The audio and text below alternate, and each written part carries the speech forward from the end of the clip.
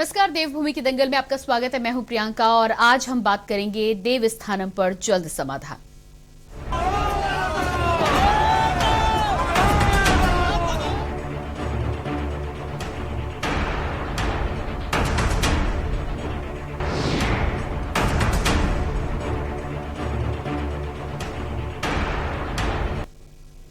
उत्तराखंड में देवस्थानम बोर्ड पर छिड़ी रार खत्म होने का नाम नहीं ले रही। इस बोर्ड के विरोध में एक ओर जहां तीर्थ पुरोहित लगातार आंदोलन कर रहे हैं, तो वहीं दूसरी ओर राज्य सरकार की ओर से बनाई गई उच्च स्तरीय समिति ने भी सीएम धामी को अपनी रिपोर्ट सौंप दी है। मुख्यमंत्री का कहना है कि समिति की ओर से दी गई रिपोर्ट का फिलहाल परीक्षण किया जा रहा है, इसके बाद सरकार कोई निर्णय लेगी। इन सब के बीच तीर्थ पुरोहितों ने भी ऐलान कर दिया है कि जब तक सरकार उनकी मांग नहीं मानेगी तब तक आंदोलन जारी रहेगा। 1 दिसंबर से आंदोलन को उग्र करने की तीर्थ पुरोहितों ने चेतावनी भी दी है। साथ ही पीएम नरेंद्र मोदी के देहरादून में होने वाले कार्यक्रम के बहिष्कार की भी तीर्थ पुरोहितों ने चेतावनी दी है। कुल मिलाकर चुनावी साल में देवस्थानम बोर्ड ने बीजेपी की टेंशन को बढ़ा दिया है। सवाल यह है कि क्या राज्य सरकार देवस्थानम बोर्ड को भंग करेगी? आज इसी मुद्दे पर चर्चा करेंगे, लेकिन पहले आपको दिखाते हैं एक रिपोर्ट।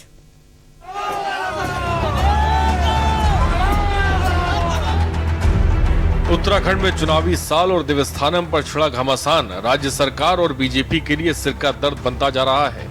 अब तक राज्य सरकार की ओर से कोई सकारात्मक निर्णय न लिए जाने से तीर्थ पुरोहितों में खासी नाराजगी है।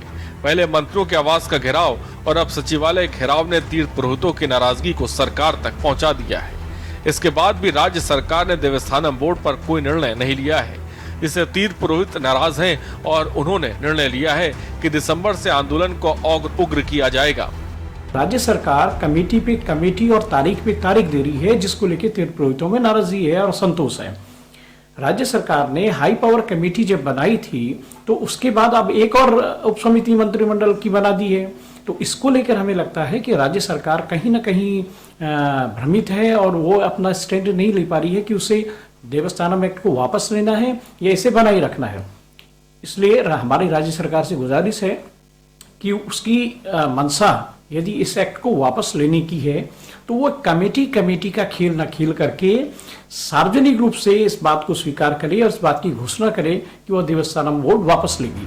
आपको बता दें कि पूर्ववर्ती त्रिवेंद्र सरकार ने उत्तराखंड चारधाम देवस्थानम प्रबंधन अधिनियम 2019 के तहत एक बोर्ड का गठन कर 4 धामों के अलावा 51 मंदिरों का प्रबंधन अपने हाथों में लिया था। सरकारी नियंत्रण में बोर्ड मंदिरों के रखरखाव और यात्रा के प्रबंधन का काम बेहतर तरीके से करना उद्देश्य है।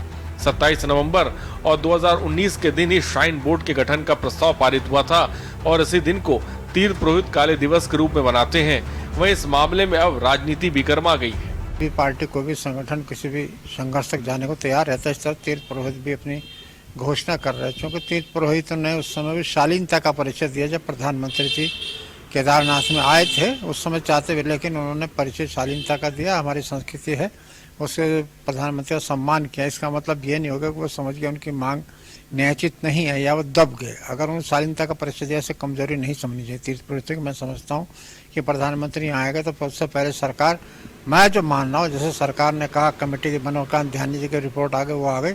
अगर वो कमिटमेंट करते हैं और वायदा करते हैं और इसको औचित्य उन्होंने कहा कि ठीक है हम इस पर विचार करें भंग करने, तो उनको भंग कर देनी चाहिए। या फिर वोटों के दृष्टिकोण से फिर प्रधानमंत्री से घोषणा करवाएंगे, क्योंकि आजकल तो बीजेपी सब काम वोट के लिए कर रही, राजनीति के लिए कर रही, चुनाव जीतने के लिए कर रही। ये घोषणाएं, ये समितियां, इससे कुछ नहीं होगा। अगर भारतीय जनता पार्टी की सरकार चाहती है कि चारधाम देवस्थानम बोर्ड भंग हो, तो एक लाइन में मुख्यमंत्री जी क्यों नहीं कह देते कि चारधाम देवस्थानम बोर्ड को भंग किया जाता है। एक लाइन में कहा जा सकता है, अगर कहने की इच्छा शक्ति हो, नीति हो, नियत हो। लेकिन यह सरकार गोली देने वाली सरकार है और जितने हमारे तीर्थ पुरोहित हैं, हकूकदारी हैं, उनकी जो इतने सालों की मेहनत है, तपस्या है, उस बर्फ में उन्होंने जो आज तक किया है, पूजा पाठ किया है या जजमानों के साथ अच्छा व्यवहार किया है, उन सब के ऊपर इनकी निगाह है सरकार की और लूट खसोट करना चाहती है सरकार। कुल मिलाकर राज्य में देवस्थानम बोर्ड पर छिड़ी रार फिलहाल खत्म होती नजर नहीं आ रही है। चुनावी साल में तीर्थ पुरोहितों के आक्रोश ने सरकार की चिंता को और बढ़ा दिया है। देखना होगा कि धामी सरकार का क्या प्रधानमंत्री के दौरे से पहले तीर्थ पुरोहितों की नाराजगी क्या दूर कर पाएगी। राज्य सरकार रिपोर्ट मिलने के बाद अब आगे क्या निर्णय लेगी, इसके साथ ही क्या कृषि कानून की वापसी के बाद अब सरकार देवस्थानम बोर्ड के फैसले को भी वापस लेगी? क्या तीर्थ पुरोहितों की नाराजगी चुनाव में बीजेपी को नुकसान पहुंचाएगी? क्या देवस्थानम के सहारे कांग्रेस सत्ता में वापसी कर पाएगी?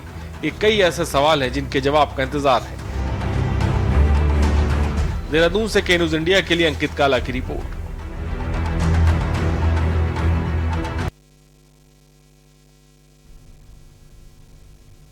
तो देवभूमि के दंगल में आज हम बात करने वाले हैं देवस्थानम बोर्ड को लेकर। जिस तरह से लंबे समय से लगातार तीर्थ पुरोहितों की मांग चली आ रही है, लेकिन 2 साल का लंबा समय बीत जाने के बाद भी अभी तक इस पर सरकार के द्वारा कोई फैसला नहीं आया है। ऐसे में तीर्थ पुरोहितों की नाराजगी अब बढ़ती जा रही है और प्रधानमंत्री के आगामी दौरे को लेकर भी तीर्थ पुरोहितों ने साफ तौर पर चेतावनी दी है। इसी पर आज हम चर्चा कर रहे हैं। सबसे पहले मेरे साथ पैनल में जो लोग जुड़ रहे हैं उनसे आपका तारुफ करा देते हैं। हनी पाठक, भाजपा प्रवक्ता, हमारे साथ जुड़ी हैं। बहुत बहुत स्वागत है आपका कार्यक्रम में।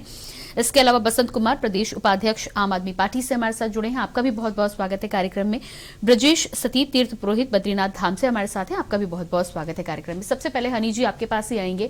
जिस तरह से लंबे समय से तीर्थ पुरोहितों की मांग चली आ रही है, इससे पहले भी हम कई बार इस मुद्दे पर चर्चा कर चुके हैं और हर बार यही आश्वासन दिया जाता है कि जल्द से जल्द इस मुद्दे पर खुद मुख्यमंत्री पुष्कर सिंह धामी ने इस मुद्दे को लेकर कहा था कि जल्द ही इस पर फैसला सामने आएगा। तीर्थ पुरोहितों की नाराजगी को लेकर प्रधानमंत्री नरेंद्र मोदी जब केदारनाथ धाम पहुंचे तब भी कहीं ना कहीं पुरोहितों के द्वारा शालीनता का परिचय दिया गया और उन्हें इस बात की उम्मीद थी कि कहीं ना कहीं उनके हक में फैसला लिया जाएगा। अभी तक मामला लटका हुआ है। अब कहीं ना कहीं उनका धैर्य भी जवाब दे रहा है। क्या कहना है इस पर भाजपा का? हमारे मुख्यमंत्री जी इसका फैसला लेंगे तभी फैसला आएगा। और रही बात धैर्य जवाब दे रहा है तो ये दे रहा है तो वो दे रहा है, इसमें मैं आपको क्या बताऊं, बताइए। जब तक फैसला किसी चीज का कोई भी पार्टी पक्ष रखती है, कोई बात रखती है, कोई व्यवस्था लाती है, कुछ नाराज होते हैं, कुछ खुश होते हैं, कुछ उसको सहर्ष स्वीकार करते हैं, कुछ उसको नहीं स्वीकार कर पाते हैं। तो इनको अगर देवस्थानम बोर्ड सही नहीं लग रहा है तो जरूरी थोड़ी है कि भारतीय जनता पार्टी, कांग्रेस, आम आदमी पार्टी या सब कोई व्यक्ति हर एक चीज से खुश और नाखुश तो नहीं हो सकता ना। तो जैसे ही कोई भी फैसला, फिर सरकार बोल दी है कि रीति नीति को देखते हुए लाएगी फैसला। अब थोड़ा सा इंतजार तो करना पड़ेगा। अब लगातार बैठ के चल रही चुनावों का दौर चालू हो गया। अभी फिर यशस्वी प्रधानमंत्री नरेंद्र मोदी जी आ रहे हैं, कभी नड्डा जी आ रहे हैं, तो लगातार इसमें बिजी चल रहे हैं कार्यकर्ता भी और सीएम धामी जी भी। तो अगर उन्होंने कहा है थोड़े दिन में फैसला आ जाएगा तो थोड़े दिन में फैसला आने का इंतजार करना चाहिए। और मैं क्या बोलूं इसमें, आप बताएं। जी हनी पाठक जी, आप कह रही हैं कि धैर्य जवाब दे रहा है, इसमें आप कुछ नहीं कर सकते। सरकार जब रहती तो सरकार की नैतिक जिम्मेदारी होती है कि आपके साथ में जो जनता है, जनता की बात को सुना जाए। दूसरी बात, कुछ दिनों की बात नहीं है, 2019 से ये लगातार इस पर विरोध चला आ रहा है। 2 साल पूरे बीत चुके हैं। 2 साल के बाद यदि आप ये कहती हैं कि अभी और धैर्य रखने की जरूरत है या धैर्य है तो जवाब नहीं दे सकते हैं, मुझे लगता है कि कहीं ना कहीं ये इस तरह के बयान तमाम तीर्थ पुरोहित जो शालीनता से बैठे हुए उन्हें आहत कर सकते हैं। आम आदमी पार्टी से हमारे साथ जुड़े हैं बसंत कुमार, प्रदेश उपाध्यक्ष हैं। बसंत जी, क्या कहना है इस पर आपका? जिस तरह से हनी जी का कहना है। प्लीज मैं आपको रोकूंगा। जी ब्रजेश जी, मैं इनका काउंटर कर लूं तो बेहतर होगा जी। जिस तरह के शब्दों का ये उपयोग कर रही हैं, ये दिखाता है कि भाजपा कितनी संस्कारिक पार्टी है। हम लोग कोई राजनीतिक दल नहीं है, हम लोग तीर्थ पुरोहित हैं, अध्यात्म से जुड़े हुए लोग हैं, धार्मिक परंपराओं की निर्वहन करने वाले हैं। और आप इस तरह की भाषा का अगर उपयोग करती हैं तो मुझे लगता है कि कहीं ना कहीं आपको जो ये बहुत गर्व हो गया है ना, अति सर्वत्र वर्जित, आप बहुत इस तरह से कर रही हैं कि आप डबल इंजन की सरकार हैं और यानी कि आपके पास, लोगों के पास कोई विकल्प नहीं है आपका। तो इसलिए कम से कम शालीनता की भाषा का उपयोग आपको करना चाहिए। और आपको पता है तीर्थ पुरोहित लोग कौन है? देश को आजाद हुए भी 75 साल हुए हैं ना, उससे पहले भी तो यहाँ पर ब्रिटिश हुकूमत थी, यहाँ मुगलों का राज था। उससे पहले भी हमारे यहाँ पे ये चारों धाम थे और उस समय से अनादिकाल से कोई टाइम पीरियड ही नहीं है कि कब से हमारे पूर्वज इन परंपराओं का निर्वहन कर रहे हैं। ठीक है ब्रजेश जी, आपके पास भी वापस आते हैं। इसी बीच अपने ब्रजेश जी आपके पास वापस आते हैं। इसी बीच अपनी जनता को एक बार फिर से बता दें कि लगातार आज हम देवस्थानम बोर्ड पर एक बार फिर से चर्चा कर रहे हैं। जिस तरह से तीर्थ पुरोहित लगातार इसका विरोध करते हुए नजर आ रहे हैं, लंबे समय से इसको लेकर प्रदर्शन किए जा रहे हैं, पिछले 2 सालों से लगातार सरकार तक अपनी बात पहुंचाने का प्रयास किया जा रहा है।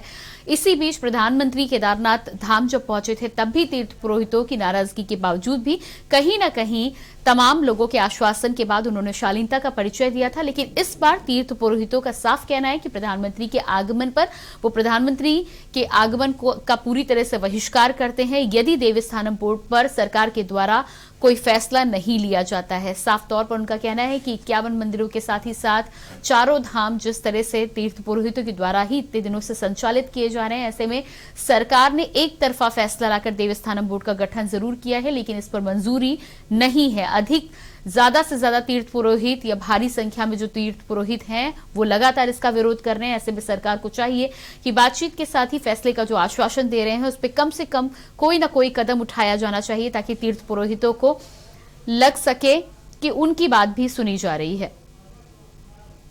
और इसी बीच आइए आपको सीधे लिए चलते हैं देहरादून, जहां पर आम आदमी पार्टी के कर्नल अजय कोठियाल जनता से संवाद कर रहे हैं, आपको सुनाते हैं। कांग्रेस की विचारधारा अच्छी समझता है, फॉलो करो उसको, लेकिन ये जो मौका है एक बार जरूर उस पार्टी को देना चाहिए, एक बार जरूर उस इंसान को देना चाहिए जो अपनी जान लगा करके नौकरी छोड़ करके ब्रिगेडियर या मेजर जनरल बन जाता, वो सब हटा करके जिसकी 1.5 लाख रुपए पेंशन है, उस सब चीजों को छोड़ करके वो आ रखा है। और आ रखा है इस मकसद से कि वो जानता है कि वो कोई पॉलिटिशियन या राजनेता नहीं बन सकता, जो कि आज यहाँ के पॉलिटिशियन और राजनेता जिसको एक परिभाषा बना के बैठे हुए हैं। लेकिन वो कर्नल अजय कोठियाल एक चीज जानता है, केदारनाथ में शिव जी ने उसको काम करने के लिए जादू का डंडा नहीं दिया, लेकिन शिव जी ने एक चीज समझाई है, उसे सिखाई है, मौका दिया है सीखने का। जमीन पे वो 22 किलोमीटर का जो रास्ता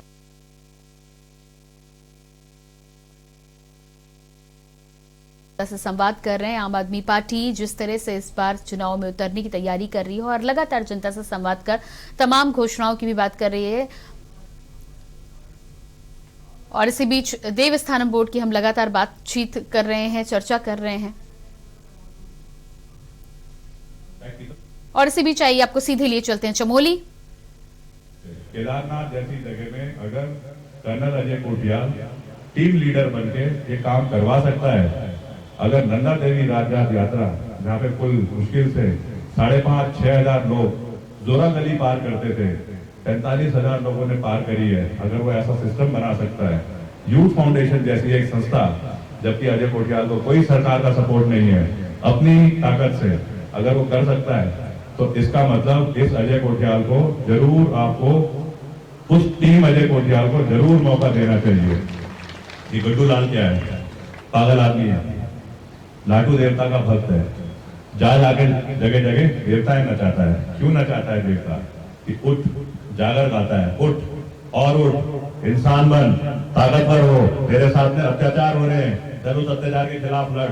और तब ये ऐसा माहौल पैदा कर देता है, तो दुबला सा आदमी जो है ना, जब वो डांस कर रहा होता है ऐसा लगता है उछल रहा है हवा में। ये उस गुड्डू लाल की ताकत है, ये वो गुड्डू लाल है। डंडा मारा इसको भी जब आंदोलन में बैठे, तो ये गया क्या पागल सर फिरा आदमी है, अपने घर में बैठे प्लास्टिक के उसमें घुस रखा है, पेज ढीला है इसका। क्या करता है? लोगों को जागरूक करता है। चलो ये जो सड़क है, क्या बोलते हैं, डेढ़ क्या बोलते हैं, 1.5 लाइन, 1 लाइन है, कुल आधी लाइन और बढ़ानी है। और जहां पे लोग मर रहे हैं, जो मैं उदाहरण दे रहा था वीरेंद्र का, ये खड़ा हो गया जाकर के अगर महिलाओं को लेके गैरसैंड में, तो क्या इसके सर पे डंडा पड़ना चाहिए? मतलब ये वो सन की गुड्डू लाल है, जनता के लिए चढ़ जाएगा किसी टावर के ऊपर, वहां से कूदने के लिए पूरी तैयारी कर देगा कि कहीं मेरी सुनवाई तो हो। इस गुड्डू लाल को जब इसने आम आदमी पार्टी ज्वाइन करी, भारतीय जनता पार्टी ने, सबसे सीनियर यहाँ पे आए थे नड्डा जी, जाके गुड्डू लाल को, इस पागल को वो अटैची दे रहे हैं नोट की भरी हुई कि तू और पार्टी ज्वाइन कर। उन्हें पता नहीं है कि ये पागल है, इसके अंदर उत्तराखंड के लिए विचार है, इसके अंदर इच्छा है। एक विधायक जी वो गुड्डू लाल को लेके जाते हैं और पता नहीं क्या चूरन देते हैं, पार्टी ज्वाइन कर, छोड़ आम आदमी पार्टी, ये कर्नल के बस का कुछ नहीं है। गुड्डू ऑटो से कूद करके और आ जाता है वापस। गुड्डू को इल्जाम लगाते हैं इसके ऊपर, ये वो गुड्डू लाल है। इस गुड्डू लाल को अगर लाटू देवता का आशीर्वाद है, कहते हैं ना वो लाल टीका, लाल टीका जब लगता है तो उस इंसान, उस परिवार, उस खानदान, उस जमीन को आशीर्वाद मिल जाता है। ये गुड्डू लाल टीके लगाता है। इस गुड्डू लाल को घुमाने की कोशिश करी उन्होंने। इसने सीधा 2 शब्द इसने सीखे किसी बाहर वाले से, उसे बोलते हैं शट अप, चुप रहो। इसने बस। तो आप चमोली से सुन पा रहे थे कर्नल ओजो कोठियाल को थराली विधानसभा से जनता को संबोधित कर रहे थे और आम आदमी पार्टी को लेकर आम जनता के बीच संवाद कर रहे थे। फिलहाल रुकते एक छोटे से ब्रेक के लिए, फौरन हाजिर होते। आप देख रहे हैं के न्यूज, खबरों का सारथी। प्रधानमंत्री जी के महासंकल्प को आत्मसात करते हुए मुख्यमंत्री पुष्कर सिंह धामी के नेतृत्व में उत्तराखंड सरकार जल जीवन मिशन को बेहतर तरीके से क्रियान्वित कर रही है। साथ ही राज्य के नागरिकों को सहभागी बनाकर हर घर में शुद्ध पेयजल पहुंचाने के लिए कृत संकल्पित है। राज्य की अधिकांश भूमि पहाड़ी होने की वजह से पानी की काफी समस्या हुआ करती थी। कई स्थानों पर तो पानी लाने के लिए बच्चों एवं महिलाओं को दूर तक जाना पड़ता था। जल जीवन मिशन से शुद्ध पेयजल की समस्या काफी हद तक दूर हुई है। जल जीवन मिशन के तहत हमारे ग्राम पंचायत में पानी की समस्या काफी हद तक खत्म हो चुकी है और सभी ग्राम वासियों के पास हर घर में नल और हर घर में जल है। अब घर में भरपूर पानी आने से स्थानीय लोगों ने घर में ही पर्यटकों के लिए होम स्टे जैसी सुविधाएं प्रारंभ कर दी हैं, जो पर्यटकों के लिए ठहरने का बेहतर विकल्प भी है। स्थानीय लोगों के लिए आजीविका का एक जरिया बना है। हमारे यहाँ पहले 1-2 होम स्टे हुआ करते थे और उनके लिए वो लोग टैंकर से पानी डलवाते थे, लेकिन अब सभी को पानी पर्याप्त मात्रा में मिल रहा है तो सभी ने होम स्टे बनाने शुरू कर चुके हैं और लोगों को इससे काफी फायदा है। राज्य के ग्रामीण क्षेत्रों के लगभग 15 लाख घरों में से 7 लाख से अधिक घरों को नलों से जोड़ा जा चुका है। शहरी क्षेत्रों में लगभग 12 लाख घरों में से 5 लाख से अधिक घरों को पेयजल योजना से जोड़ा जा चुका है। उत्तराखंड सरकार द्वारा दिसंबर 2020 तक हर घर तक शुद्ध पेयजल पहुंचाने का लक्ष्य रखा गया है। मुख्यमंत्री पुष्कर सिंह धामी के नेतृत्व में जल जीवन मिशन राज्य में आजीविका के नए आयाम रचते हुए पलायन को विराम दे रहा है। साथ ही आत्मनिर्भरता की संकल्पना को भी साकार कर रहा है। जल जीवन मिशन, हर घर खुशियां, हर घर जल।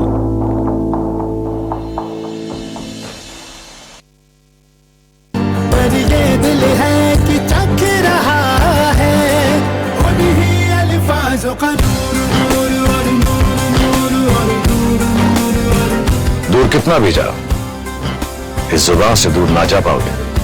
विमल, बोलो जुबान केसरी।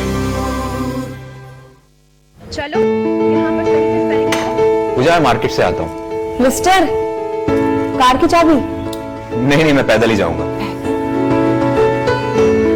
पापा, not bad। हाँ यार, अपनी दिल्ली सरकार बोलती है कि पॉल्यूशन कम करने के लिए हफ्ते में एक बार अपनी गाड़ी से एक ट्रिप कम करें और उसकी बजाय पब्लिक ट्रांसपोर्ट या कारपूल का इस्तेमाल करें।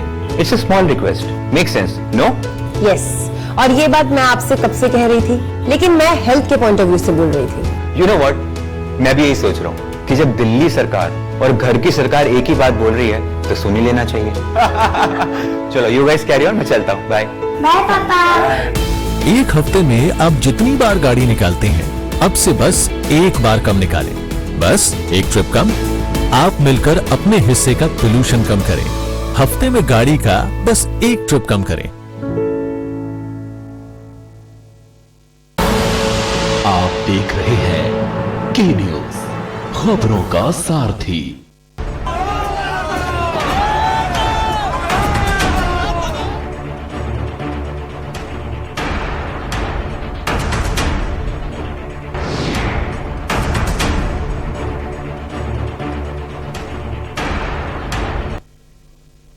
ब्रेक के बाद देवभूमि के दंगल में चर्चा पर हम जरूर आगे बढ़ेंगे, लेकिन इससे पहले आपको सीधे लिए चलते हैं ऊधम सिंह नगर, जहां पर उत्तराखंड के मुख्यमंत्री पुष्कर सिंह धामी कुछ कह रहे हैं, आपको सुनाते हैं। आज घड़ी आ गई, वो समय आ गया जिसका हम सभी को खटीमा, बनबसा, टनकपुर, सितारगंज, दानकमता और आसपास बड़ा से लेकर किस्सा तक के सारे लोगों को जिसका इंतजार था, आज घड़ी समाप्त हुई और इसके उद्घाटन अवसर पर अभी हम सब जिनको सुन रहे थे, इस क्षेत्र में जिन्होंने विकास की गंगा बहाने का काम, लाने का काम किया, एक भगीरथ बनकर इस क्षेत्र को आगे बढ़ाने का काम किया, ऐसे हमारे उत्तराखंड सरकार के पूर्व मुख्यमंत्री, मेरे अभिभावक आदरणीय विजय बहुगुणा जी, और जिन्होंने गन्ना मंत्री बनते ही शपथ ली थी कि मैं इस चीनी मिल को प्रारंभ करूंगा, और उसके लिए रात दिन जिन्होंने प्रयास किया, ऐसे हमारे गन्ना मंत्री जो मां गंगा के तट से आते हैं, आदरणीय स्वामी अतिथुरानंद जी, और आप सबके अत्यंत ही प्रिय, जिन्होंने रात दिन एक करके जब भी मिलते थे तो कहते थे पुष्कर भाई चीनी मिल जरूर चल रहे हैं, इसके लिए जो भी करना है आप करिए। ऐसे आप सबके लोकप्रिय विधायक भाई सौरभ बहुगुणा जी यहाँ कार्यक्रम में उपस्थित, हमने एक तरफ से किसके साथ सबूजा जी, इकबाल भाई, राजपाल भाई, आदिल जी, विकास जी, कमल जी, राजेश जी, और हमारे गन्ना सचिव, इनका नाम अगर हम नहीं लेंगे, आज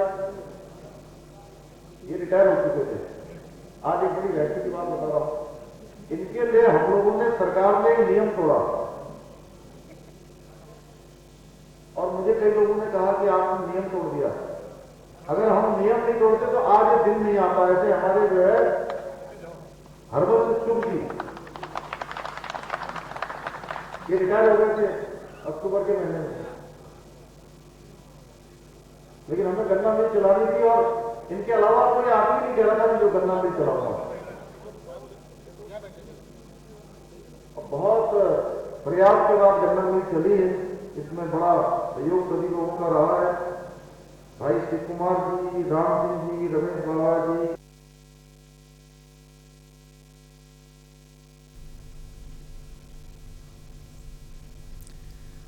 तो ये उधम सिंह नगर से मुख्यमंत्री पुष्कर सिंह धामी को सुन पा रहे हैं आप। गन्ना मिल चालू होने पर स्थानीय जनता को बधाई देते हुए, साथ ही साथ गन्ना मंत्री के प्रयासों की सराहना करते हुए मुख्यमंत्री पुष्कर सिंह धामी।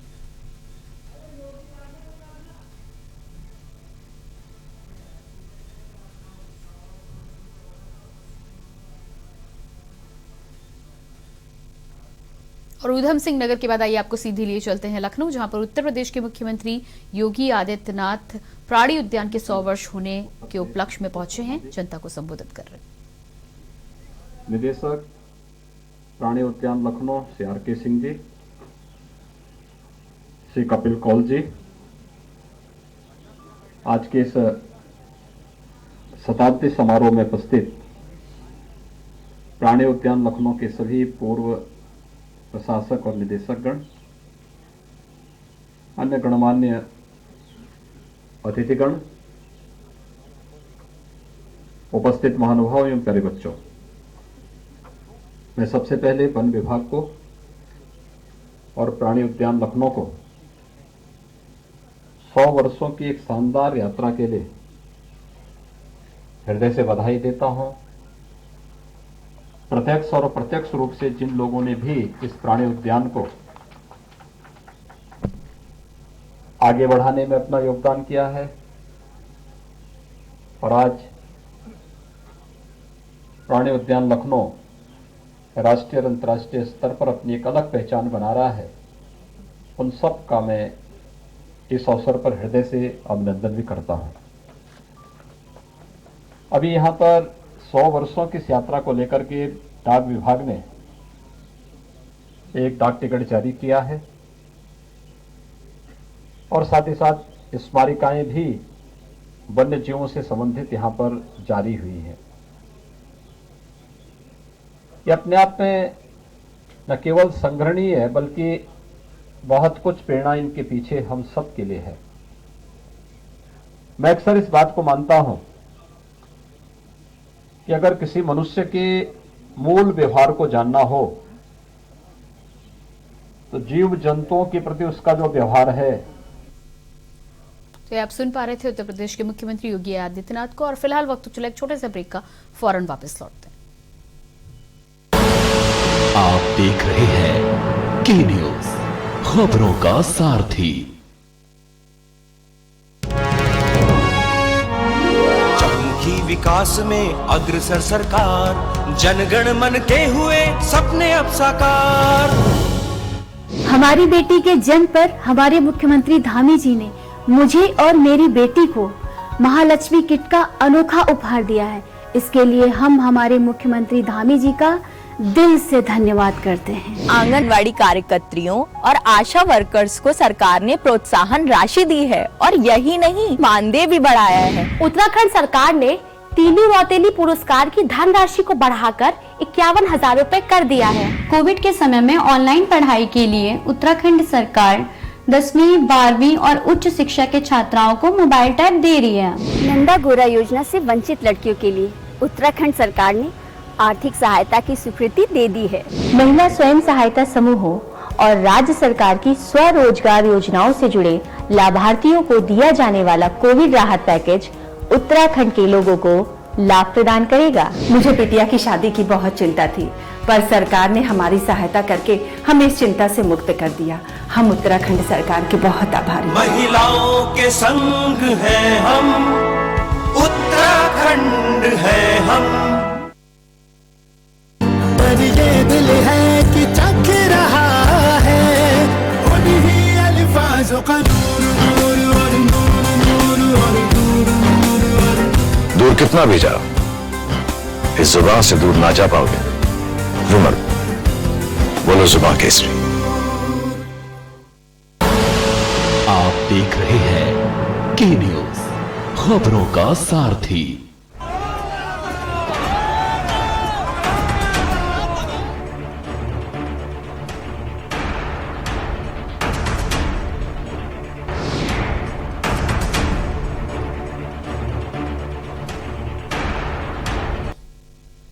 ब्रेक के बाद एक बार फिर से आपका स्वागत है देवभूमि के दंगल में। आज हम देव स्थानम पर जल समाधान की बात कर रहे हैं। चर्चा में आगे बढ़ते हैं। तमाम लोग हमारे साथ जुड़े हुए हैं। हनी पाठक भाजपा से हमारे साथ जुड़ी हैं, बसंत कुमार प्रदेश उपाध्यक्ष आम आदमी पार्टी से, उसके अलावा ब्रजेश सती तीर्थ पुरोहित बद्रीधाम से हमारे साथ लगातार जुड़े हुए हैं। तो इसके अलावा सूरज सिंह नेकी उपाध्यक्ष कांग्रेस से भी हमारे साथ जुड़े हैं। आपका बहुत बहुत स्वागत है सूरज सिंह जी। सूरज सिंह जी, जिस तरह से देवस्थानम बोर्ड को लेकर लंबे समय से तीर्थ पुरोहितों की मांग चली आ रही है, लेकिन अभी भी इतना लंबा वक्त बीत जाने के बाद भी अभी भी इस पर फैसला नहीं आया है। बहुत उम्मीद थी तीर्थ पुरोहितों को कि प्रधानमंत्री के अगले दौरे से पहले कहीं ना कहीं कुछ ना कुछ फैसला राज्य सरकार की तरफ से आएगा, लेकिन इस बार भी उन्हें निराशा ही हाथ लगी है। क्या कहना है इस पर आपका?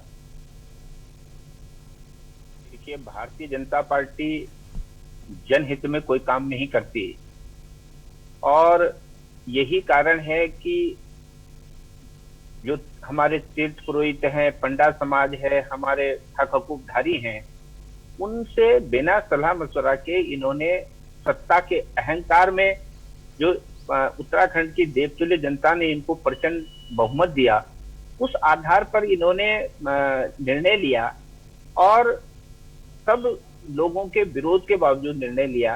तो ये बहुत दुर्भाग्यपूर्ण है और पिछले काफी लंबे समय से हमारे तीर्थ पुरोहित पंडा समाज के लोग जो है आंदोलनरत हैं, हक हकूकधारी आंदोलनरत हैं और उनके आंदोलन को जिस प्रकार से अनसुना किया जा रहा है, ये बहुत ज्यादा दुर्भाग्यपूर्ण है। जब केदारनाथ में माननीय प्रधानमंत्री जी का दौरा था तो उस समय पूर्व मुख्यमंत्री हो या इनके मंत्री हो या मुख्यमंत्री धामी जी हो, सब लोगों ने इनके दस्तक पे जो है दरवाजे पे दस्तक दी और बड़ा अन्य विनय किया, उनको आश्वासन दिया कि हम जो है इसमें फैसला लेंगे।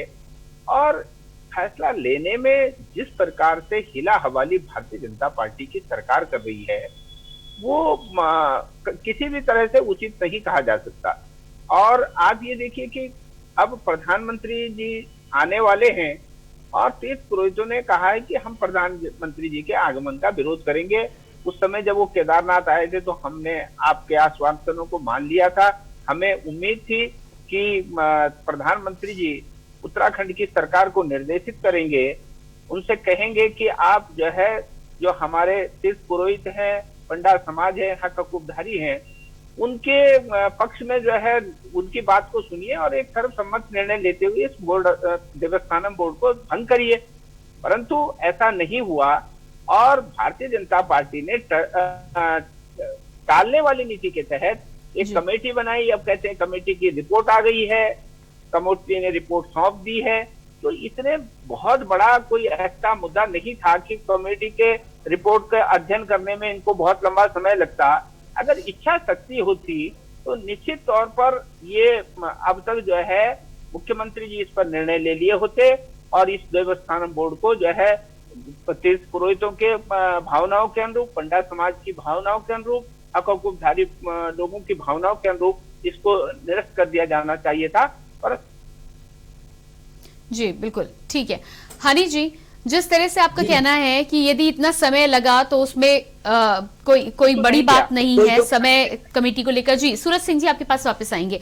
हनी जी से अगला सवाल है मेरा। हनी जी, जिस तरह से आपका कहना था कि यदि इतना समय लग रहा है तो कोई बड़ी बात नहीं है, लेकिन प्रधानमंत्री के आगमन पर यदि तीर्थ पुरोहितों के द्वारा उनके आगमन का बहिष्कार किया जाता है, विरोध किया जाता है, तो इससे तो आप बड़ी बात मानेंगी या नहीं?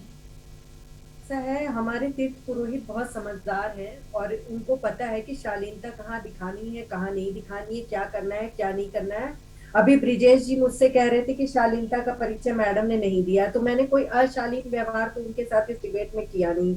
और हम लोग देखिए प्रवक्ता हैं, देवस्थानम बोर्ड की जो कमेटी का अध्यक्ष बनाया गया था वो तीर्थ पुरोहित में से ही एक को लेके उनको अध्यक्ष बनाया गया था। जो कोर कमेटी बनी थी तीर्थ पुरोहितों के को तीर्थ पुरोहित में से ही पुरोहित जी को ही लेके उस कोर कमेटी का अध्यक्ष बनाया गया था। उन्होंने ही उसकी रिपोर्ट सौंपी है। अब रिपोर्ट का क्या नतीजा आ रहा है वो अभी 1-2 दिन और इंतजार करें। हो सकता है यशस्वी प्रधानमंत्री जो नरेंद्र मोदी जी आ रहे हैं, शायद उनके सामने अगर ये बात आती है, रखते हैं, उन तक बात पहुंचती है तो शायद कोई ना कोई निष्कर्ष जल्दी ही निकल जाएगा। तो निष्कर्ष निकलने का इंतजार करते हैं। और सूरज सिंह नेगी भाई साहब की बात से मैं थोड़ा सा इनसे एक सवाल मैं पूछना चाहूंगी। इतनी बड़ी बड़ी बातें इन्होंने बोली देवस्थानम बोर्ड को स्थगित करने वाली और ये सब, और हक हकूकदार की, और कह रहे हैं कि इनको अहंकार है और ये है वो है। मैं इनसे ये पूछना चाहूंगी नेगी भाई साहब से कि देवस्थानम बोर्ड में है क्या, जरा मुझे ये बता दें कि नीति क्या है ये देवस्थानम बोर्ड की और श्राइन बोर्ड की, जरा मुझे इसका अंतर बता दें। और फिर उसके बाद इतनी बड़ी बड़ी बातें करें कि बस एक इनको टॉपिक मिल गया है देवस्थानम बोर्ड और उसके बारे में बोल रहे हैं। जरा मुझे आप ना 1-2 टॉपिक भी बता दीजिए, 1-2 उसमें कमियां और खूबियां भी बता दीजिए, तब मैं समझू कि देवस्थानम बोर्ड आखिर है क्या। जी सूरज सिंह जी जवाब दीजिए हनी जी की बात का। सूरज सिंह जी, हनी जी जवाब चाह रही हैं आपसे। पाठक जी, मैं आपको ये बताना चाहता हूँ कि एक कहावत है कि यद्यपि शुद्धम लोक विरुद्धम ना करें। मैं आपसे कहावत के बारे में नहीं पूछ रही हूँ। मैं आपसे कहना चाह रहा हूँ। इतनी बड़ी बड़ी बातें जी हनी जी सूरज सिंह जी को अपनी बात पूरी कर लेने दीजिए, फिर आपको भी समय दिया जाएगा।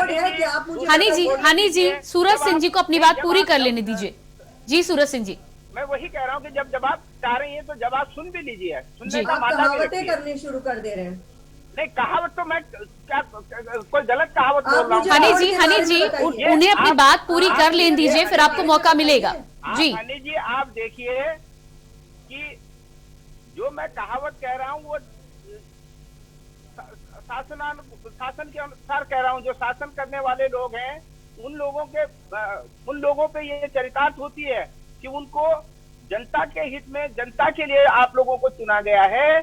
और जिस समाज की आप बात कर रहे हैं, या तो इनसे ये कहिए कि जवाब दे, मुझे ये ना बताए कि मुझे। ठीक है हनी जी वो जवाब पर आ रहे हैं। यदि जवाब नहीं लेंगे हम उनसे दोबारा जवाब लेंगे। आप उनकी बात सुन तो लीजिए पहले।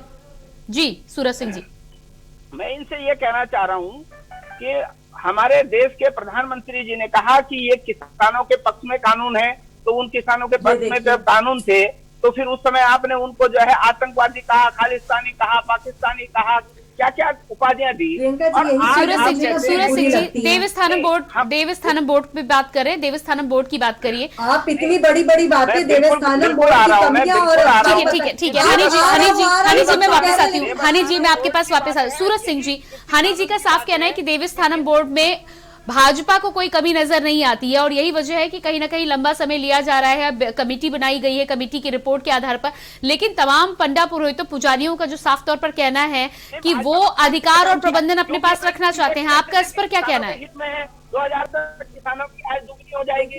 इन्होंने कानून बनाया, बेबुनियादी बातें नेगी जी कहे जा रहे हैं। मुझे इनकी बातों में ना कोई तत्व नजर नहीं आ रहे हैं। मैंने इनसे सिर्फ 2 सवाल किया है कि श्राइन बोर्ड और देवस्थानम बोर्ड में अंतर बता दें और उसमें क्या कमी है। आप कब से कहावतें कर रहे हैं? मैं आपको कहावतें सुनाना शुरू करूँ अभी नेगी भाई साहब? मैं अभी कहावतें सुनाना शुरू करूं? 1 घंटा हो गया। हनी जी इस मुद्दे पर इस तरह से बहस करेंगे तो कोई परिणाम निकलकर सामने आने वाला नहीं है। उन्हें अपनी बात कहने दीजिए, आप अपनी बात कहिए, एक एक करके बात कहिए, तभी जनता के पास कुछ मैसेज आप पहुंचा पाएंगे। पहले ये बताइए कि मनोहर का ज्ञानी पंडा पुरोहित है या राजनीतिज्ञ है? करते हो पुरोहित का काम वहाँ पर? आपको कबूधारी हो सकते हैं क्या? वो पंडा पुरोहित ठीक है। सूरज सिंह जी अगला सवाल, सूरज सिंह जी मेरा अगला सवाल सुनिए। सूरज सिंह जी, हनी जी, सूरज सिंह जी शांत हो जाइए आप दोनों। हनी जी, सूरज सिंह जी, देखिए इस तरह से डिबेट नहीं हो पाएगी। हनी जी आप शांत होइए, मैं आपके पास आती हूँ। हनी जी आप शांत होइए, मैं आपके पास आती हूँ। सूरज सिंह जी अगला सवाल मेरा आपसे ये है कि जिस तरह से भाजपा कहीं ना कहीं देवस्थानम बोर्ड पर फैसला लेने में देरी लगा रही है और कांग्रेस लगातार पंडा पुरोहितों के समर्थन की बात कर रही है, क्या आपका इस पर क्या स्टैंड है? दूसरी बात यह है कि यदि कांग्रेस जिस तरह से कह रही है कि कांग्रेस की सरकार आती है तो देवस्थानम बोर्ड को तुरंत ही रद्द किया जाएगा, क्या आप इस पर कायम हैं? बिल्कुल निश्चित तौर पर कायम है। हमने पहले भी कहा कि जिस समाज के लिए कानून बनाया जाता है उस समाज के हित में होना चाहिए। अगर वो समाज ये कहता है कि हमारे हित में नहीं है तो ऐसा कानून नहीं बनना चाहिए। और कांग्रेस ने पहले भी कहा है कि हम तीर्थ पुरोहितों के साथ हैं। आज भी हम कह रहे हैं कि आज भी हम तीर्थ पुरोहितों के साथ हैं, पंडा समाज के साथ हैं, हकूकदारियों के साथ में है। और कांग्रेस पार्टी के माननीय प्रदेश अध्यक्ष जी से लेके नेता प्रतिपक्ष से लेके हमारे चुनाव संचालन समिति के जो अध्यक्ष हैं हरीश रावत जी से लेके हमारे केंद्रीय नेतृत्व से लेके सबने इस बात को कहा है कि 2022 में कांग्रेस की सरकार बनने पर पहला काम देवस्थानम बोर्ड को भंग करने का होगा। ठीक है। सूरज सिंह जी अगला सवाल यहाँ पर ये आता है कि जिस तरह से आप देवस्थानम बोर्ड में तमाम पंडा पुरोहितों के साथ होने की बात करते हैं, समर्थन की बात करते हैं, यकीनन चुनाव नजदीक आने को है इसलिए समर्थन पूरी तरह से दिया जा रहा है, लेकिन 2 साल से पंडा पुरोहित इसको लेकर लगातार विरोध कर रहे हैं। कांग्रेस के यदि किसी के समर्थन की बात की जाती है तो किसानों के समर्थन की बात होती है तो आला कमान सीधे नई दिल्ली में और किसानों की तमाम रैलियों में पहुंचते हैं, वहां पर अपना चेहरा दिखाते हैं, वहां पर समर्थन भी करते हुए नजर आते हैं। पंडा पुरोहितों के साथ जिस तरह का समर्थन कांग्रेस का होना चाहिए था पिछले 2 सालों में, वो समर्थन उत्तराखंड में क्यों नहीं दिखाई देता? 20 दिन चुनाव का रह गया तब इन्हें समर्थन याद आ रहा है ना, क्योंकि अपना हनी जी सूरज सिंह जी से पहले जवाब ले ले, फिर आपके पास भी सीधा करना है ना अपना। निश्चित तौर पर हम लोगों ने, हमारे प्रदेश अध्यक्ष जी और हमारे कांग्रेस के लोगों ने देवस्थानम बोर्ड के खिलाफ, पंडा पुरोहित समाज के खिलाफ विधानसभा के बाहर धरना दिया। विधानसभा के अंदर कांग्रेस पार्टी ने उसका पुरजोर विरोध किया इस विधेयक का। मैं यही कह रहा हूँ कि इसी कारण, क्योंकि हमारे पास संख्या बल कम था और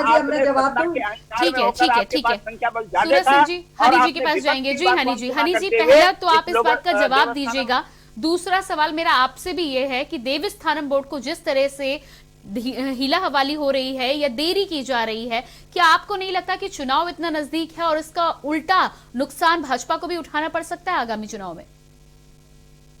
मैं आपको प्रथम सवाल का जवाब दूंगी। जिस तरीके से नेगी भाई साहब कह रहे हैं ना, दिल्ली में जब किसान थे बैठे हुए तो वहां पर जाकर बैठ के इनको वहां पे खाना पीना भी खिलाना था, क्योंकि इनको वहां पे अपनी राजनीतिक रोटी सेकनी थी।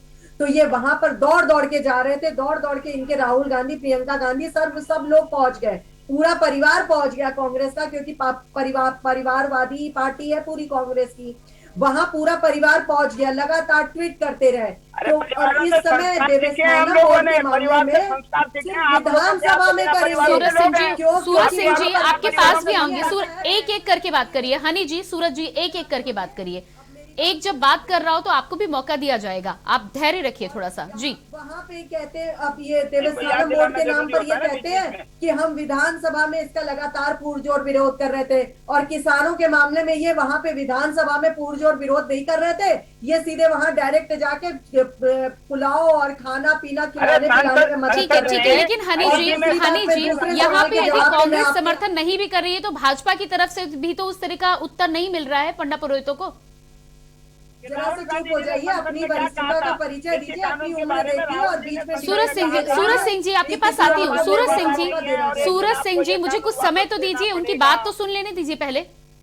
आपके पास भी आऊंगी, आपको पूरा समय दिया जाएगा, आपको पूरा समय दिया जाएगा, कृपया बीच में ना बोले। सूरज सिंह जी आपके पास आती हूँ। जी हनी जी।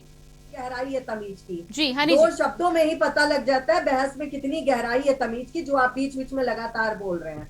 ऐसा है, देखिए प्रियंका जी, जो आपका दूसरा सवाल था, मैं तो क्योंकि मुद्दों की बात करती हूँ, बेबुनियादी बातें मेरी करने की आदत नहीं है। आपका दूसरा सवाल था कि क्या इससे चुनाव पे असर पड़ सकता है। ये सब चीजें भारतीय जनता पार्टी को भी अच्छे से पता है। भारतीय जनता पार्टी में पहला शब्द भारत, दूसरा जनता, तीसरे स्थान पर हम लोग पार्टी को रखते हैं। तो भारत की जनता में देवस्थानम बोर्ड को भी रखा जाएगा और देखा जाएगा, जो भी फैसला लिया जाएगा निश्चित ये हमारे तीर्थ पुरोहित हमारे प्रमुख है, तीर्थ पुरोहितों से ही हमारा समाज है, तीर्थ पुरोहितों से ही हमें पता है कि देव स्थान कहा जाता है, हमारे तीर्थ नगरी कहा जाता है, देव स्थान कहा जाता है उत्तराखंड को। तो देव भूमि को नजरअंदाज नहीं किया जाएगा और देवस्थानम बोर्ड को वही किया जाएगा, वैसा ही फैसला दिया जाएगा जिससे हमारे पंडा पुरोहित नाराज ना हो। और भारतीय जनता पार्टी को भी पता है कि चुनाव नजदीक आ रहा है, तो वो ऐसी गुस्ताखी जल्दी करने वाले नहीं है, उसमें संशोधन निश्चित ही किया जाएगा। ऐसा कोई कारण नहीं किया जाएगा जिससे पंडा पुरोहित हमारे नाराज रहे। मैं बिल्कुल, लेकिन हनी जी जिस तरह से कमेटी की रिपोर्ट भी आप मिल गई है आपको, तो आप देरी किस बात की, और यदि देरी हो भी रही है रिपोर्ट आने में, फैसला आने में, तो और कितना समय लगेगा? देखिए ऐसा है, समय हो सकता है कल ही हो जाए फाइनल, हो सकता है कि अभी 2 दिन लग जाए, लेकिन 2 या 4 दिन में अंतरिम रिपोर्ट आ जाएगी और फैसला सुना दिया जाएगा। लेकिन मैं आपको इस चैनल के माध्यम से अपने पंडा पुरोहितों को, जो कि हमारे देव तुल्य हैं, उनको मैं यही आश्वासन देना चाहूंगी कि कोई भी जो भी बात रखी जाएगी इसमें, उनके फैसले, उनके हक को देखते हुए, उनको नाराज ना करते हुए, उनको देख के ही फैसला दिया जाएगा। उनको इसमें संशोधन निश्चित ही होगा या इसका भंग करने का होगा, वो हमारे सीएम धामी जी देख लेंगे, लेकिन इनको नाराज नहीं किया जाएगा। एक तो चुनाव को तो अगर आप एक तरफ रखे भी, तो देव भूमि को देखते हुए देवस्थानम बोर्ड का कोई ना कोई ऐसा ही फैसला दिया जाएगा जिसमें ये नाराजगी इनकी मिट जाए। ठीक है, अभी कमेटी आपने बनाई, कमेटी के बाद रिपोर्ट आई, लेकिन ये कमेटी बनाने में भी इतना समय क्यों लग गया? क्यों 2 साल का लंबा वक्त लगा इस पूरे प्रोसेस में? तो हमारे मुख्यमंत्री थे श्री त्रिवेंद्र सिंह रावत जी, फिर तीरथ जी को बनाया गया था, फिर इसमें ये चेंजेस होने के कारण थोड़ी सी विलंब लग गया था। अंतरिम रिपोर्ट हमारे पास आ गई है, पहुंच गई है, जैसा अभी न्यूज चैनल के माध्यम से मुझे भी पता लगा, आपके द्वारा भी पता लगा है। बस 1-2 दिन में रिपोर्ट फाइनल हो जाएगी, जिसका घोषणा कर दी जाएगी, जिसके बारे में। जी बिल्कुल। सूरज सिंह जी क्या मुझे सुन पा रहे हैं आप? सूरज सिंह जी, क्या मेरी आवाज आप तक पहुंच पा रही है? तो यहाँ संपर्क साधने में लगातार कुछ ना कुछ दिक्कतों का सामना करना पड़ रहा है। अपनी टीम से मैं जरूर करूंगी कि एक बार संपर्क फिर से साधने का यहाँ पर प्रयास किया जाए। लगातार हमारे साथ भाजपा से हनी जी बनी हुई है। हनी जी, अगला सवाल आपसे यहाँ पर हो जाता है, जिस तरह से सूरज सिंह जी मेरी आवाज आप तक पहुंच पा रही है?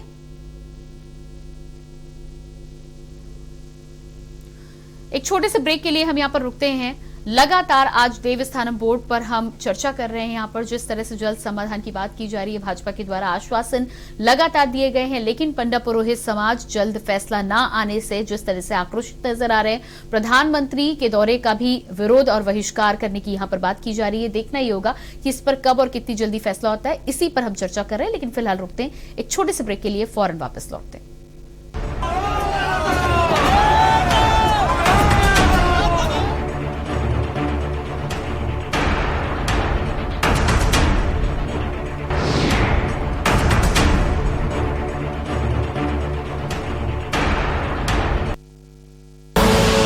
आप देख रहे हैं के न्यूज, खबरों का सारथी।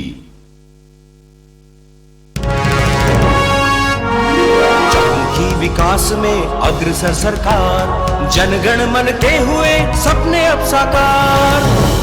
कोरोना महामारी से अर्थव्यवस्था को हुए नुकसान की भरपाई के लिए उत्तराखंड सरकार ने कोविड राहत पैकेज ऐलान किया है, जो विकास की गाड़ी को पटरी पर लाएगा। कोविड-19 से प्रभावित पर्यटन, परिवहन और संस्कृति क्षेत्र से जुड़े लोगों के लिए 200 करोड़ का पैकेज दिया गया है।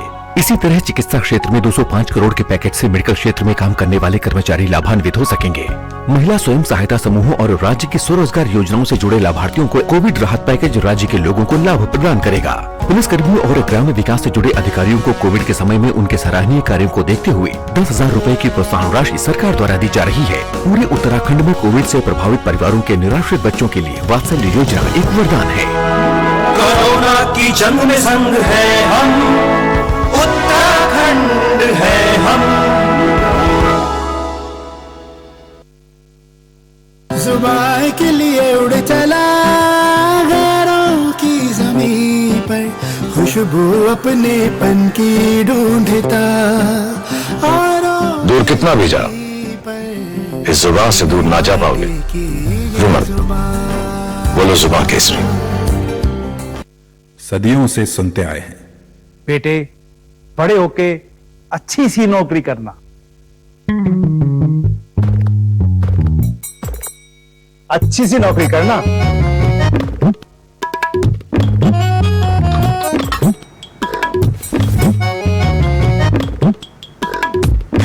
अच्छी सी नौकरी करना।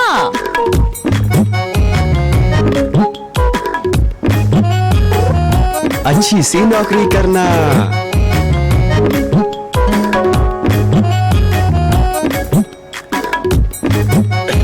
अच्छी सी नौकरी करना।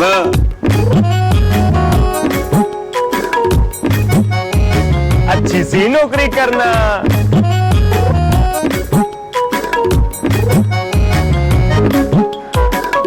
अच्छी सी नौकरी करना।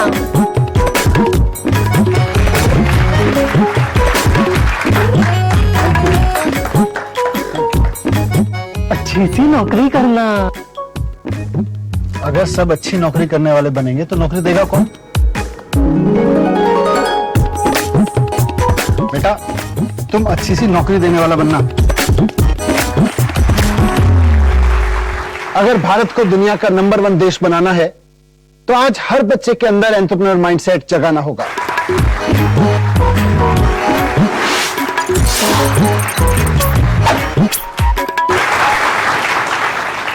बिजनेस ब्लास्टर्स हमारी एक पहल है जो बच्चों को सिखा रही है कि उन्हें नौकरी ढूंढने वाला नहीं, नौकरी देने वाला बनना है।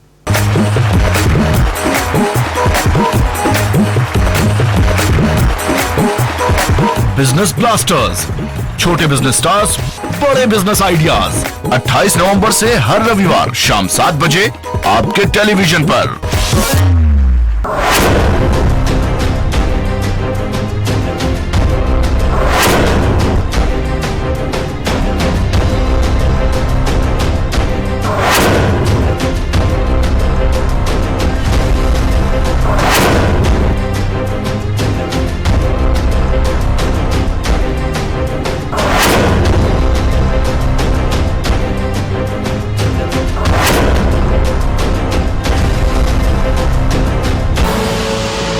देख रहे हैं के न्यूज, खबरों का सारथी।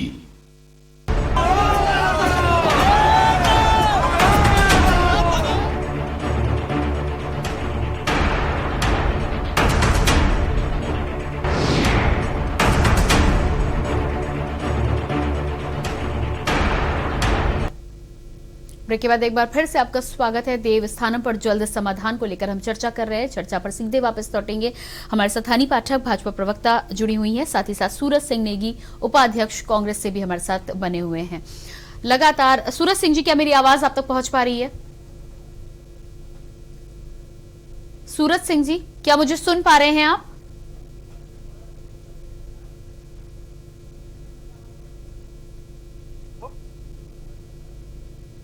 जी सूरज सिंह जी, क्या मुझे सुन पा रहे हैं आप? जी सूरज सिंह जी, मेरा सवाल आपसे ये है कि जिस तरह से चाहे देवस्थानम बोर्ड की बात करें या कृषि कानून बिलों की बात करें, जिस तरह से कहीं ना कहीं सरकार बहुमत में थी और सरकार के द्वारा इन दोनों ही बिलों को पारित किया गया, कृषि कानून बिलों की अब वापसी हो गई है, लेकिन एक जो ये कल्चर बन चला है कि यदि आपके पास बहुमत है तो जो जिन लोगों के लिए वो बिल बनाया जा रहा है उनसे विचार विमर्श या उस बिल लाने से पहले कहीं ना कहीं जो चर्चा और विचार विमर्श होना चाहिए, जो सहमति होनी चाहिए, उसकी आवश्यकता नहीं समझी जाती है। कृषि कानून बिलों की तो वापसी हो गई आंदोलन के चलते, लेकिन देवस्थानम बोर्ड की भी यदि बात की जाए तो कहीं ना कहीं उसी तरह का माहौल है। पंडा पुरोहितों से यदि इस बिल को लाने से पहले चर्चा की जाती है तो कहीं ना कहीं उसको लेकर उनकी राय निश्चित तौर पर सामने आ सकती थी। क्या कहना है आपका कि क्या ये कल्चर कहीं ना कहीं भारी पड़ता है और उसके बाद कृषि कानून बिल के बाद यदि देवस्थानम बोर्ड पर ये जो गठन है इसको निरस्त करना पड़ता है तो सरकार को अपने इस तरह के फैसलों पर सोचना चाहिए? देखिए, भारतीय जनता पार्टी जो है, भारतीय जनता पार्टी हाथी के दांत हैं, खाने के और दिखाने के और। तो ये सबसे बड़ी समस्या जो है देश में क्या है कि ये राम के नाम पर सत्ता में आए और रामचरितमानस में कहा गया है कि सत्ता पाए काहे मद नाही। तो सत्ता पाते ही इनके अंदर मद आ गया और मद में इतने मदमस्त ये हो गए हैं कि इनको गरीब की, किसान की, पंडा पुरोहितों की, किसी भी समाज की चिंता नहीं है। अगर इनको चिंता है तो अपने जो है पूंजीपति मित्रों की है। तो ये पूंजीपति मित्रों के पक्ष में अभी तक जो है निर्णय ले रहे थे, परंतु आप ये देखिए कि हिमाचल प्रदेश हो चाहे राजस्थान हो, यहाँ के उपचुनाव में यहाँ की जनता ने इनको टेलर, भारतीय जनता पार्टी को टेलर दिखाने का काम किया और इनको पता है कि ये तो अभी टेलर है, उत्तराखंड और उत्तर प्रदेश तो पूरी फिल्म बाकी है। तो इस डर के मारे, इस भय के मारे कि पंचायत उत्तर प्रदेश में चुनाव होने हैं, पंजाब में चुनाव होने हैं, उत्तराखंड में चुनाव होने, हरियाणा में चुनाव होने, इस डर के मारे इन्होंने कृषि कानून को जो वापस नहीं लिया। पेट्रोल और डीजल पर भी जो है कुछ कम करने का कोशिश किया, राहत देने की कोशिश जनता को की है। तो इसी प्रकार से अब ये डर इनको उत्तराखंड में सता रहा है कि ये देवस्थानम बोर्ड है, इसमें जो हमारे पंडा पुरोहित समाज हैं और ये भगवान राम की बात करते हैं, कृष्ण की बात करते हैं, पर भगवान कृष्ण ने कहा है कि विप्र प्रसाद धरणी धरोहम, विप्र प्रसाद कमलावरोहम, विप्र प्रसादम अजितो जितोहम, विप्र प्रसादम मम राम नामम। तो वो भी जो है, जो ब्राह्मण हैं, हमारे पंडा पुरोहित हैं, उनके आशीर्वाद को इतना सफल मानते हैं और ये लोग जो है अहंकार में होकर के इन्होंने उनकी अनदेखी की है। और अब निश्चित तौर पर जिस प्रकार से हमारा पंडा पुरोहित समाज जो है आक्रोशित है, आंदोलनरत है, तो इनकी जो है चैन की नींद उड़ा दी है जिस प्रकार उन्होंने, तो निश्चित लगता है कि ये जो है इनको देवस्थानम बोर्ड पर जो ये कानून है, देवस्थानम बोर्ड को भंग करना पड़ेगा और नहीं करेंगे तो 100 दिन की बात रह गई है। ठीक है, उत्तराखंड की जनता जो है इन तमाम पंडा पुरोहित समाज की। ठीक है सूरज सिंह जी, समय की कमी की वजह से अपनी जी सूरज सिंह जी समय की कमी की वजह से हम अपने चर्चा को यहीं पर विराम देंगे। आप हमारे साथ जुड़े उसके लिए आपका बहुत बहुत धन्यवाद। हनी जी, आपका भी बहुत बहुत धन्यवाद। तो लगातार आज देवस्थानम बोर्ड पर हम चर्चा कर रहे थे। देवस्थानम बोर्ड पर जिस तरह से पंडा पुरोहितों के द्वारा लगातार इसे रद्द करने की मांग की जा रही है, लंबे समय से यह आंदोलन चला आ रहा है, लंबे समय से मांग चली आ रही है, लेकिन अभी भी इस पर राज्य सरकार की ओर से कोई फैसला नहीं लिया गया है। ऐसे में जल्द ही प्रधानमंत्री नरेंद्र मोदी उत्तराखंड पहुंचने वाले हैं।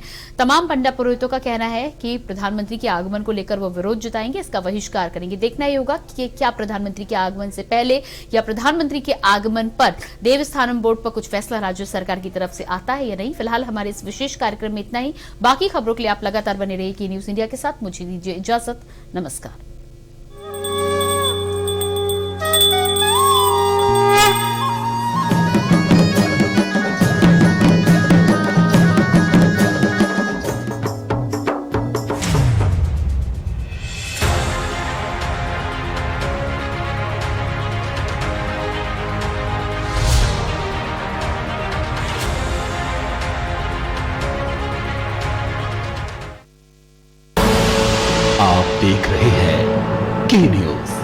खबरों का सारथी।